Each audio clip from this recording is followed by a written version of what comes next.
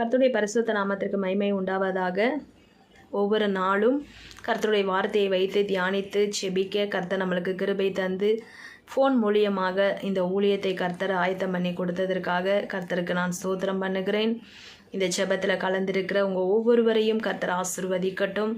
நேற்றைய தினத்தில் விசேஷமாக வெளி ஊழியங்கள் இருந்தது நிமித்தமாக ஆண்டவருடைய வார்த்தையை தியானிக்க கொஞ்சம் காலதாமதமாகிவிட்டது. அதனால் நேற்று வார்த்தையை உங்களிடம் நான் பகிர்ந்து கொள்ள முடியவில்லை.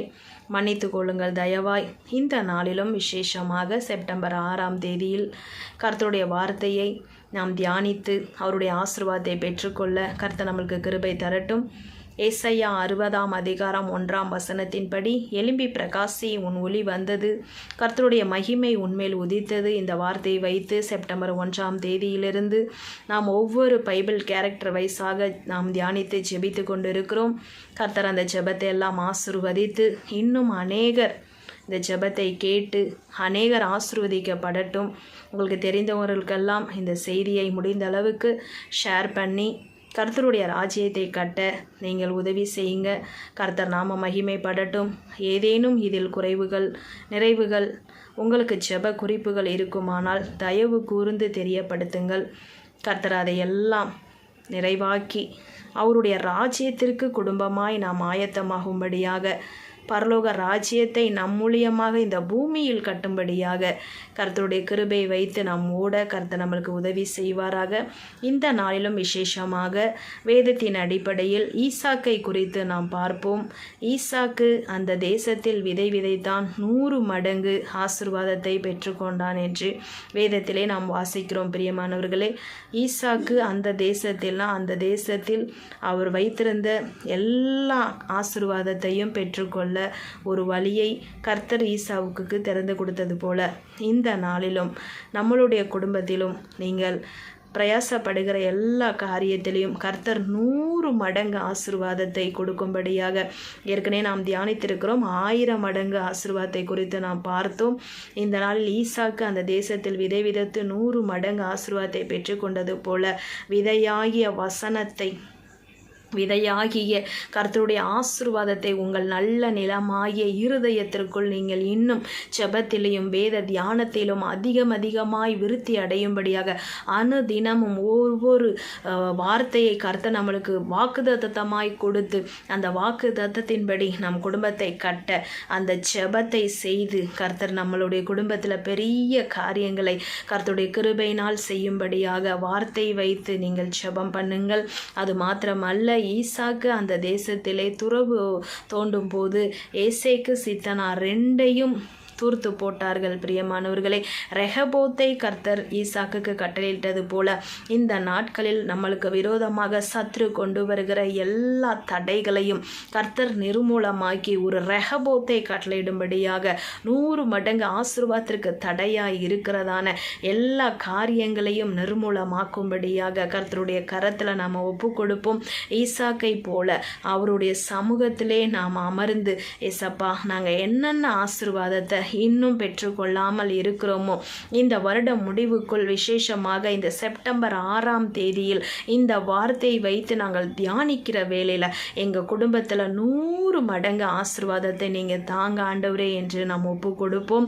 நம்மளுக்கு முன்பாக ஏசேக்கு சித்தனாவை கர்த்தர் நிர்மூலமாக்கி ஒரு ரெகபோத்தை இந்த நாட்களிலே கர்த்தர் நம்மளுக்கு கொடுத்து நம்மளுடைய சந்ததிக்குரிய எல்லா ஆசீர்வாதங்களையும் நிறைவாய் பெற்றுக்கொள்ளும்படியாக இந்த ரெகபோத்தை கர்த்தர் நம்மளுக்கு கொடுக்க விடாதபடிக்கு எழும்பி நிற்கிற எல்லா துரைத்தனங்களையும் சத்ரு கொண்டு வருகிறதான எல்லா இருளின் வல்லமைகளையும் நம்மளுக்குள் இருந்து கிரியை செய்கிற பலவீனத்தின் ஆவிகளையும் கர்த்தருக்காக எழும்ப விடாதபடிக்கு அவருடைய வசனத்தை இருதயத்தில் வைத்து வசனத்தின்படி நம் குடும்பத்தை கட்ட விடாதபடிக்கு எழும்பியிருக்கிற எல்லா பலவான்களையும் இந்த நாட்களிலே கர்த்தர் நம்மளுக்கு நிர்மூலமாக்கி நாம் ஒப்பு கொடுக்கும் போது நல்ல நிலமாகிய நம்மளுடைய இருதயத்தில் அவருடைய விதை வசனத்தை நாம் ஒவ்வொரு நாளும் தியானித்து, ஒரு பிரச்சனை வருதுன்னா நீங்கள் பிரச்சனைக்கு பார்க்கறதுக்கு முன்பாக இந்த பிரச்சனைக்கு எந்த வசனம் வேதத்தில் ஆதாரமாக இருக்கிறது, இந்த பிரச்சனைக்கு எந்த வசனத்தை வைத்து நாம்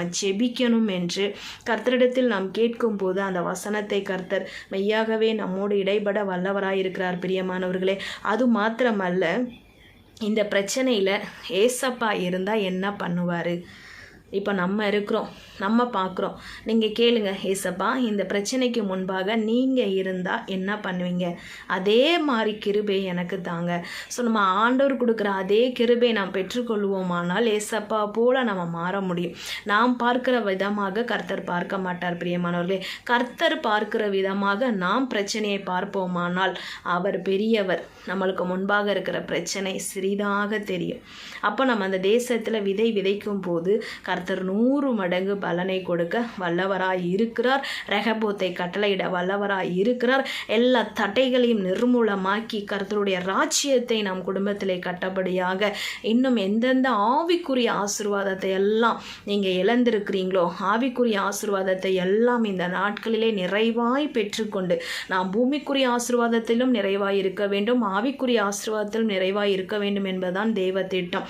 அதற்கு விரோதமாக தான் சத்ரு நம்மளுடைய ஆசீர்வாதத்தை எல்லாம் திருடி கொண்டு இருக்கிறார்.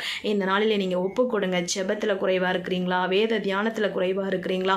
கர்த்தருக்கு என்று கொடுக்கிற காரியத்தில் குறைவாக இருக்கிறீங்களா? கர்த்தருடைய ராஜ்யத்தை கட்டுவதில் ஏதேனும் குறைவுகள் இருக்குமானால் இந்த நாளில் கர்த்தர் நம்மளுக்கு அதை வெளிப்படுத்தி நம்மளுடைய எல்லா குறைவுகளையும் கிறிஸ்து இயேசுக்குள் மகிமையிலே நிறைவாக்கும்படியாக நாம் ஒப்பு கொடுப்போம். கர்த்தர் பெரிய காரியங்களை செய்யட்டும். ரெகபோத்தை இந்த நாட்களில் நாம் கட்டவிழ்ப்போம். பெரிய காரியங்களை நாம் கர்த்தருக்காக எழும்பி செய்யும்படியாக கர்த்தருடைய ராஜ்யம் நம்மேல் கட்டப்படும்படியாக யோபு சொன்னது போல ஆராய்ந்து முடியாத பெரிய காரியங்களையும் எண்ணி முடியாத அதிசயங்களையும் அவர் செய்ய வல்லவராய் இருக்கிறார். நம்மக்கிட்ட இருக்கிற எல்லா குறைவுகளையும் நாம் ஒப்பு கொடுப்போம். கர்த்தர் நிறைவாக்கி அவருடைய ராஜ்யம் பூரணப்பட கர்த்தர் வல்லவராய் இருக்கிறார். செபிக்கலாமா? நல்ல தகப்பனே, இந்த நாளிலும் ஆண்டவரே எங்களோடு இடைப்பட்ட ஆண்டவரே அப்பா உம்முடைய வார்த்தைக்காக ஸ்தோத்திரம்.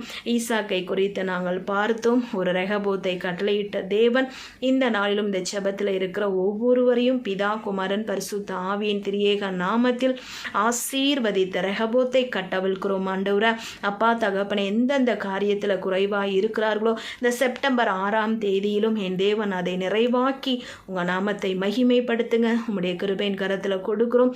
இந்த ஆண்டவரே ஜெபத்தில் இருக்கிற ஒவ்வொரு குடும்பத்தில் இருக்கிற எல்லா குறைவுகளையும் ஆண்டவரே நீங்கள் அப்பா நிறைவாக்க வல்லவராய் இருக்கிறீர். அதற்கு விரோதமாக எழும்பியிருக்கிற எல்லா துரைத்தனங்கள், அதிகாரங்கள், பிரபஞ்சத்தின் அந்தகார லோகாதிபதிகள், வானமண்டலத்தில் கிரியை செய்கிற பொல்லாங்கனை நசரேனாக இயேசுவின் நாமத்தில் ஆண்டவர் அப்பா நாங்கள் சுட்டரித்து ஜெயம் எடுக்கிறோம்.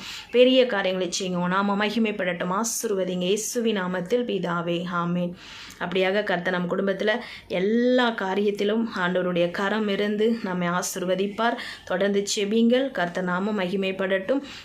உங்களுடைய எல்லா செப குறிப்புகளையும் எங்களுக்கு தெரியப்படுத்துங்க. கர்த்தர் ஆசீர்வதிப்பாராக. ஆமென்.